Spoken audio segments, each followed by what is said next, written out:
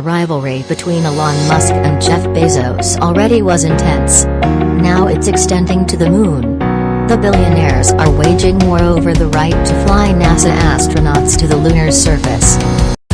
Hi, this is Billionaire Story. Welcome back to my channel. Please do like, comment, share and subscribe. So what you see behind me is the world's first fully reusable rocket. You've seen rockets lift off, but you've never seen one land before.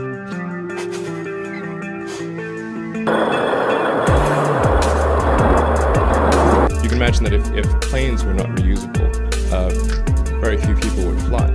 747 is about $300 million. You need 2 of them for a round trip. And yet I don't think anyone here has paid $500 million to fly. It's like getting in your 747 and flying across the country and then throwing the 747 away. You only use it one time. Will dramatically reduce the cost of space exploration, some estimate by 100-fold. About 100-fold. So what does this mean for the future of space exploration that you pulled this off? Well, what we've done is we've demonstrated that it's possible.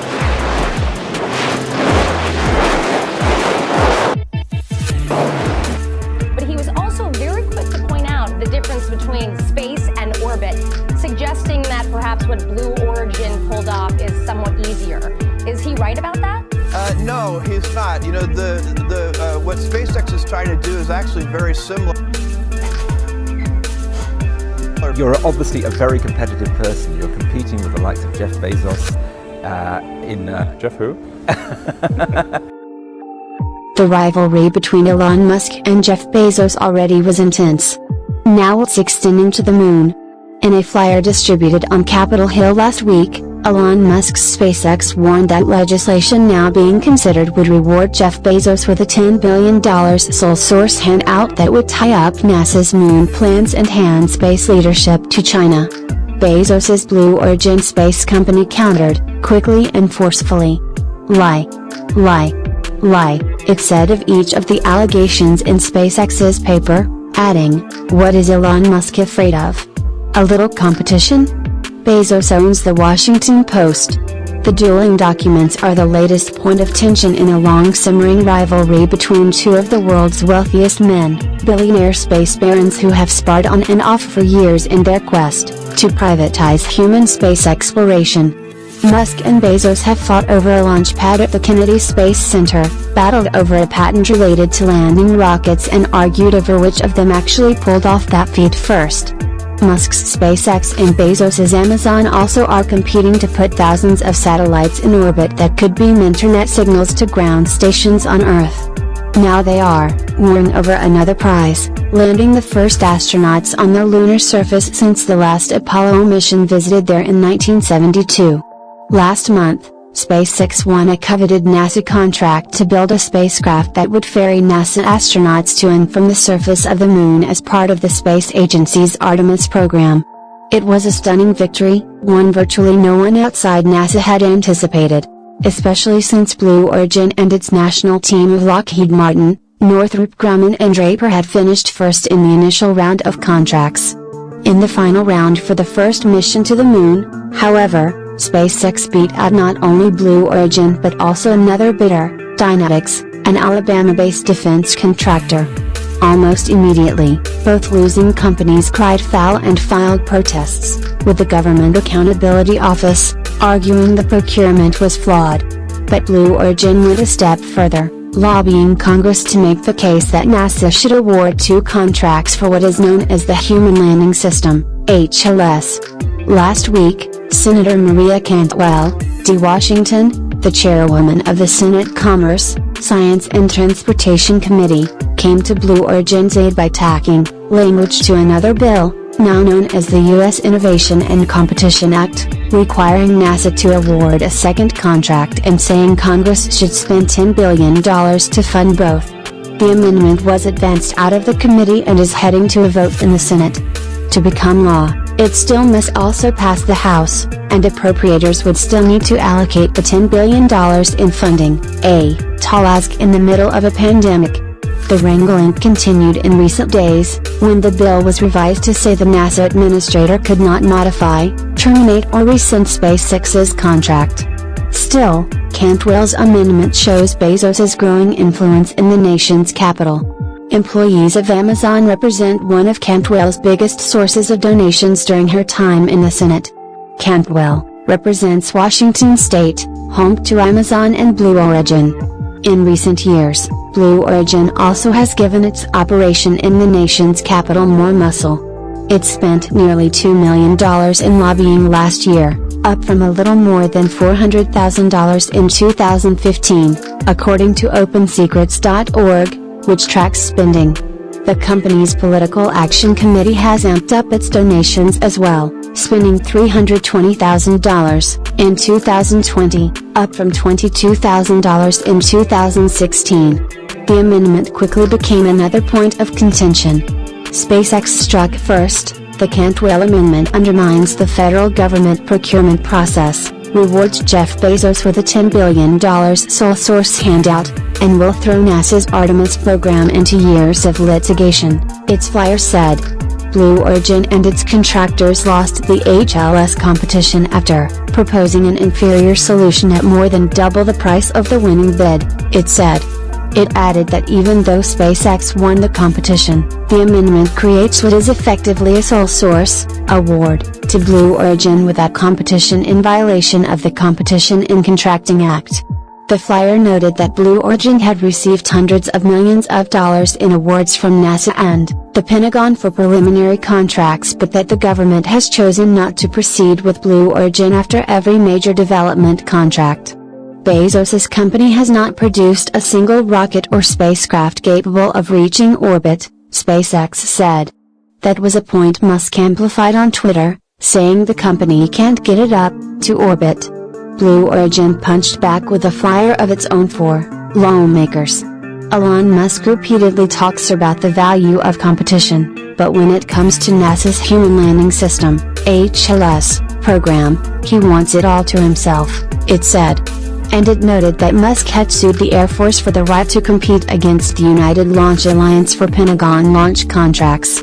The company called SpaceX's charge that the amendment is an earmark for Blue Origin a lie and said the amendment would allow two teams to build landers. Two providers promote competition that ensures greater safety and mission success through a dissimilar redundancy in approaches, while at the same time also controlling costs, the flyer said. It alleged that NASA's selection process was different for each bidder and that SpaceX was allowed to reprice its bid based on new, budget information supplied by NASA that was not provided to the other bidders. NASA's bias for SpaceX did not end there, Blue Origin said.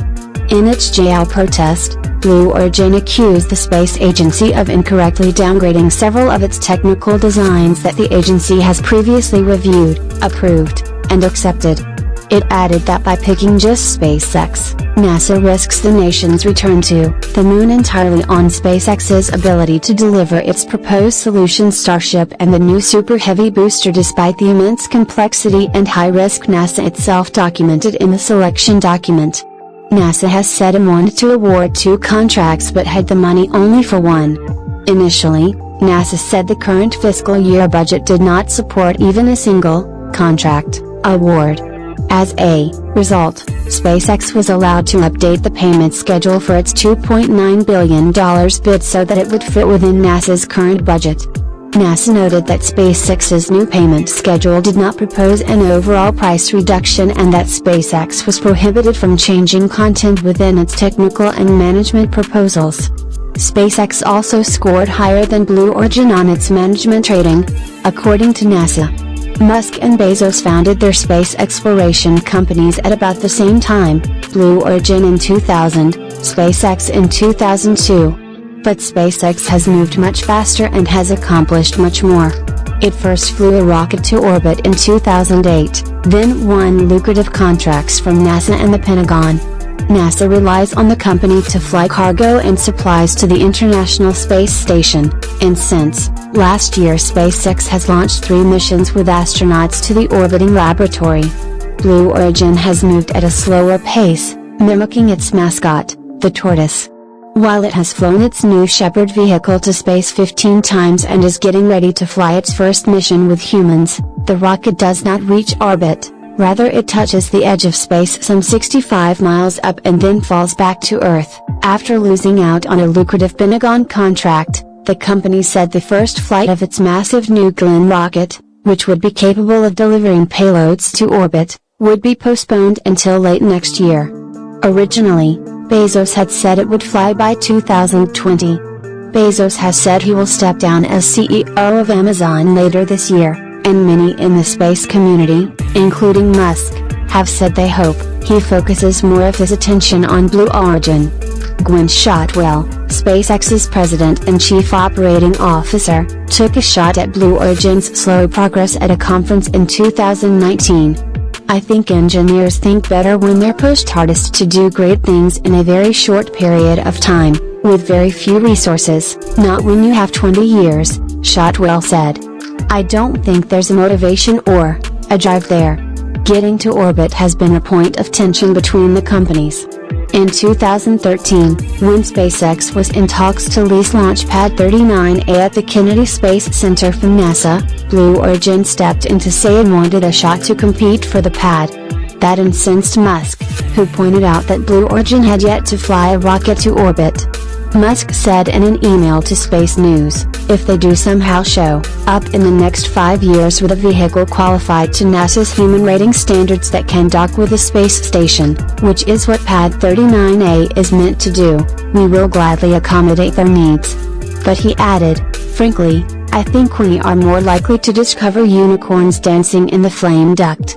The following year, Blue Origin received a patent for landing rocket boosters on ships at sea. A feat SpaceX had been working to perfect and others had conceived of as well. SpaceX challenged the patent and won, and in an interview with the Post at the time, Musk said that trying to patent something that people have been discussing for half a century is obviously ridiculous. The following year, Blue Origin landed one of its New Shepard vehicles, and Bezos on Twitter called it the rarest of beasts, a used rocket.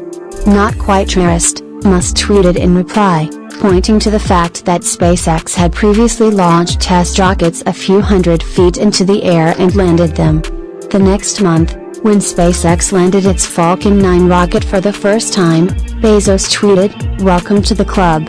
Musk took it as a jab, since the Falcon 9 rocket is far more powerful than New Shepard and returned to Earth from delivering a payload to orbit. Musk made another statement earlier this month, when SpaceX for the first time landed one of its Starship prototypes. It was the first flight of the vehicle it intends to use to fly NASA's astronauts to the moon since SpaceX won the contract, a sign of its seriousness with developing real flight hardware. It intends to make another statement when it attempts to refly the vehicle, a test flight that Musk recently said could come soon. It also Thank you for listening and for watching. Please don't forget to subscribe and hit the notification bell for you to be updated for my next upload.